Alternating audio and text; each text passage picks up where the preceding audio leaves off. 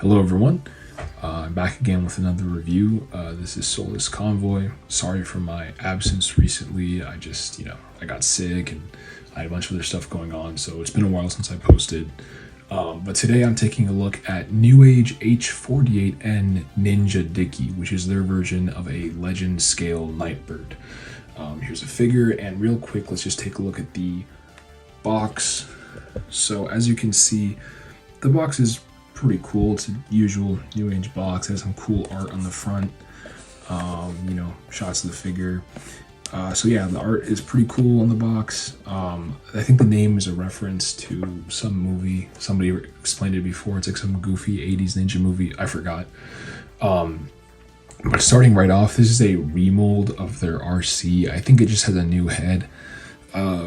It's fairly similar. It's got some new paint apps and obviously new colors, but it's pretty much the RC mold. Overall, looking at the robot mode, it does look pretty good. Unfortunately, because this is a Sunbow RC retool, it's going to be cursed with that same huge backpack. So off rip, it's like you have this really nice and lithe robot proportions, then out of nowhere, it's just backpack.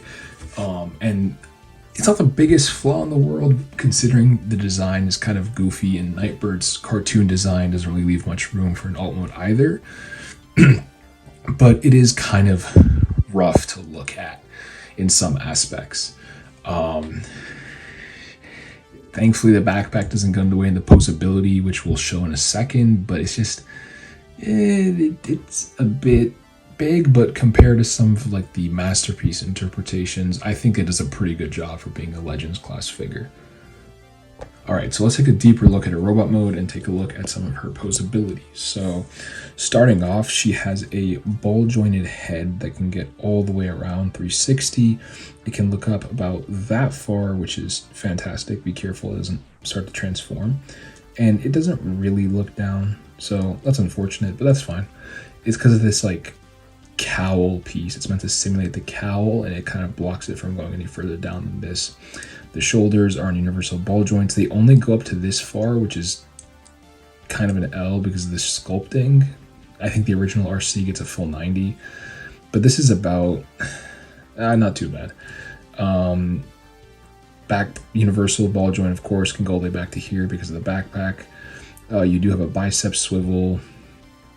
You have a elbow that gets you more than 90, and then a double joint so you can get all the way, so that's awesome. You also have a wrist swivel on these very tiny and thin wrists. It's not fragile, but the wrist will pop off really easily, which I'll talk about later. It's not loose, it doesn't like want to fall out. It's just simply because like the size and shape of the peg, it's like inevitable.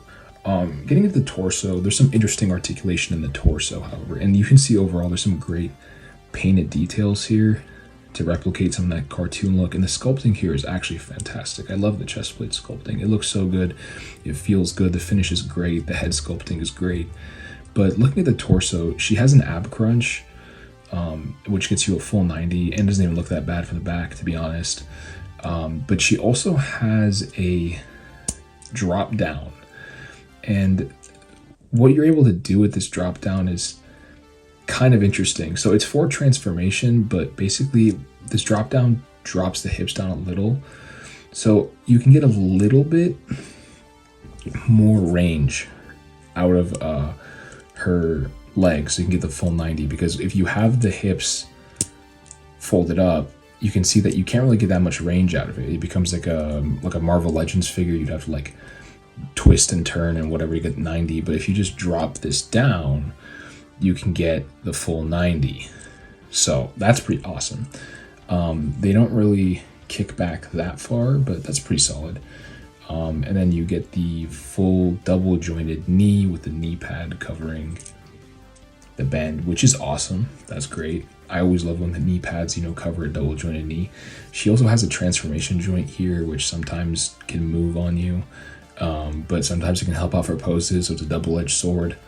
Love the proportions and sculpting here. It's just a shame of the backpack.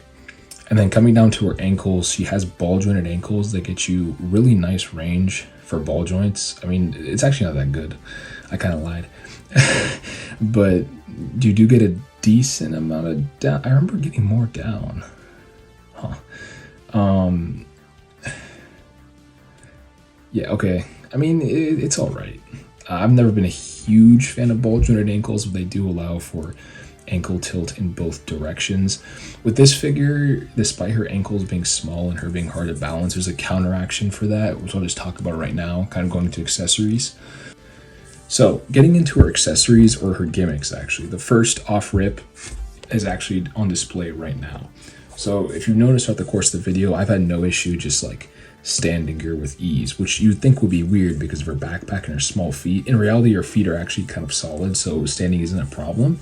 But underneath this basically sheet that is acting as my review surface, I actually have a piece of metal and cardboard, like a small cardboard card with metal inside, a Bakugan Gate card underneath, which she can just stick to because Newage included magnets in her feet.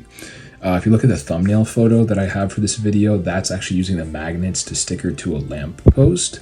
So the magnets are really useful, and it's a thing I wish that more Legends figures did. Like, it is really, really, really nice to see, especially for a figure with dainty feet like this. So that's an A+ gimmick in my opinion. I would love to see these become more commonplace. To date, this is the only figure I can think of that does this from Newage. So please do more, because it's just awesome. Like, you can just one leg so easily without any hesitation, right? I mean, I got a whole bunch of poses. Some of the poses in the photo shoot don't actually use the magnet, since I switched to the magnet method like halfway through for the one-legged pose, but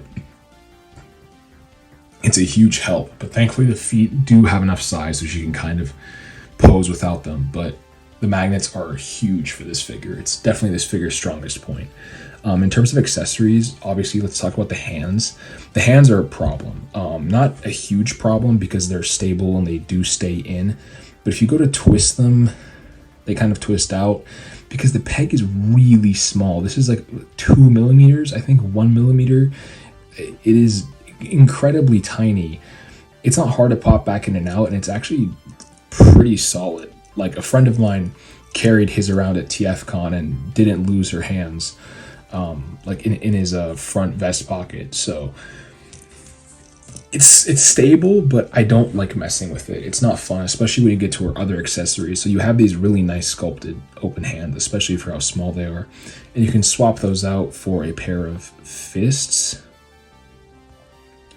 And the fists are really tiny. The open hands look a lot better just for like casual posing, but you know, it's because they have to fit the accessories, which are 3 millimeter. So the first accessory you get is 2 pairs of these swords, which are beam sabers, I guess, which look great. The translucent green and purple is actually fantastic, and the handles are like etched, so they represent real sword handles. They do look fantastic, they feel fantastic, right? And the paint is super solid. No issues with the paint rubbing off in the handle of this the hand. They slot in super easy. Like, none of the weapons give actual resistance. It's just, you always got to watch out for the for them popping out the hand. That's the only issue I have, is the hands just popping out the wrists. When it comes to accessories, it's just unfortunate. It's a necessity of the design because of how lithe RC is in Sunbow. Could have been done a bit differently, but again, I think overall it works pretty well. Again, pulling these out, don't worry about the paint on the swords. It's completely durable. I've messed with it a lot. She also comes with a pair of 2 sai, and these have like pegs on the other side, and I think you can store them in alternate mode somewhere, but there's nowhere on the robot mode for these to go, to my knowledge. I swore there was like a port in her forearm. Maybe? No, okay. But she can hold the sai, and I mean, they look fine enough. I don't know why these don't have the purple. Honestly, the purple elevates the sword so much, and these feel a bit lesser without it. So, yeah, I mean, overall, accessories are solid. The gimmick is huge for this figure and a big part of her success overall for me personally. I love the magnet gimmick. I think it's fantastic, and I think more figures from Newage should do it. If there's one thing from this figure they should replicate, it is absolutely the magnet feet. I'll talk more about it in my final reviews. Also do a size comparison in robot mode really quick while I have it here. So here she is with my token size comparison guy, the Hasbro's Universe Legends Class G2 Megatron, and with another Newage figure, one of my favorites. I need to maybe zoom out for this one. Newage's Shattered Glass Sludge. So as you can see, she's not super small, not super large. She's about Carbot size from Newage. So, you know, decent size for a character like her. After this, let's get to vehicle mode. Alright guys, so here she is in her alternate mode with my Hasbro Legends Class G2 Tank Megatron, Nightbird, and Iron Factory Pipes, one of my previous reviews. So again, pretty decent size. Getting the size comparison out of the way, let's take a look at the alt mode proper. Oops, that's my light. Honestly, it does look pretty great. I mean, there's a lot of gaps or seam lines, but especially in the front, but that's honestly fine. The black gloss cleans up really nicely, and overall they do a really good job of using the size, I think, to like really just hide a lot of the seam lines because of the black gloss. The gray is only where it's visible. It looks good. It rolls pretty well. The underside is not terrible. I don't use the hands simply because they just pop off too much, so I just take the hands off. It's just way more convenient because honestly, the one flaw this figure has, not tied to its alt mode, I usually don't talk about transformations as much on my reviews because I don't film them, so I don't think it's fair, but I do not like this thing's transformation. Out of all the Newage figures I own, this is the one figure whose transformation I just don't jive with. It's not because of the complexity or the engineering choices, but there's just one step, which is the most important step, which is just putting everything together at the end, lining up that backpack in its alternate mode configuration with everything else, and it's just not fun. It's my biggest complaint with this figure. It's the only Newage figure I don't enjoy transforming. I don't look to transform. I look to mess and transform with all of my other Newage figures, but this one, nah. I can't stand it. There's something about how the backpack is almost the entire transformation, and like it's disconnected from the rest of the bot that just drives me crazy. There's a lot of great tricks to use space. The entire upper torso, which is the one part of her robot mode that really transforms, is pretty genius. The way that it like expands and collapses. This entire gray portion here is probably the best engineering on the figure because the way it just like pulls all of this out of her chest is glorious to watch. Like, it's really cool, but the entire like shaping of the car, if this step was more fun, I think I'd actually really like this because it's a fantastic alt mode. I really like it for the size. Some people complain about the shape and proportions, but I think it does a pretty good job for what it is. If it just like didn't feel so bad to do that one step where you pull everything down and click this into place and really clean up the alt mode, I would like this so much more, man. It's just really unfortunate. And honestly, that's basically my final thoughts. Like, this figure is a mixed bag for me. A rare, I think, thing in Newage where like I can't just like point to like one issue and be like, man, like this figure has this glaring flaw and there's not a lot going for it. Like, I remember when I reviewed Newage Tata, that was a Newage figure which was ancient, so I'm like, okay, it's old, the engineering is kind of weak, the accessories were just garbage, you know, but it was a fun novelty to have. But this figure, there's a lot great going on. You know, this is a modern Newage figure. They cooked in a lot of places. The articulation is pretty great for what it is, like the knee pads, the elbows, the drop down hips to maintain the sculpt but still give you the 90-degree kick forward, the ab crunch, the magnet feet, which is just mind-blowingly phenomenal, next level stuff that needs to be implemented otherwise. But then like the actual transformation is not fun, and I understand the backpack part. The backpack shell forming is like a huge part of the design, and every single Sunbow RC basically does this. Like, this backpack isn't even as offensive as the masterpiece Takara one, and the Takara one nails both modes as a result of that backpack. So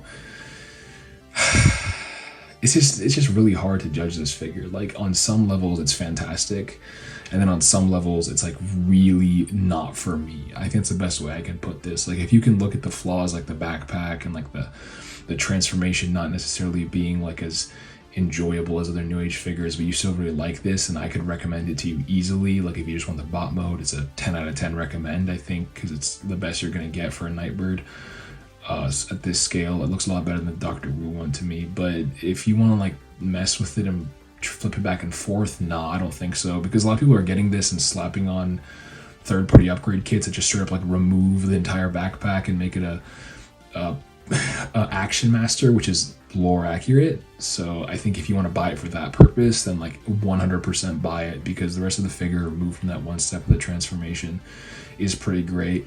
The wrists are annoying, but they're nowhere near as bad as Tata. Like when I review New Age Tata, those things would literally fall out of the pegs. This is like rock solid. It's just like they can get knocked off really easily because the pegs are thin, but thankfully nothing breaks. So yeah, I'm not going to call this one like a rare miss from New Age. I think it's more like a New Age figure Solus doesn't like, which is becoming a growing list, but usually it's the older engineering. So this is like one of the only modern New Age figures I've handled that I don't really enjoy personally.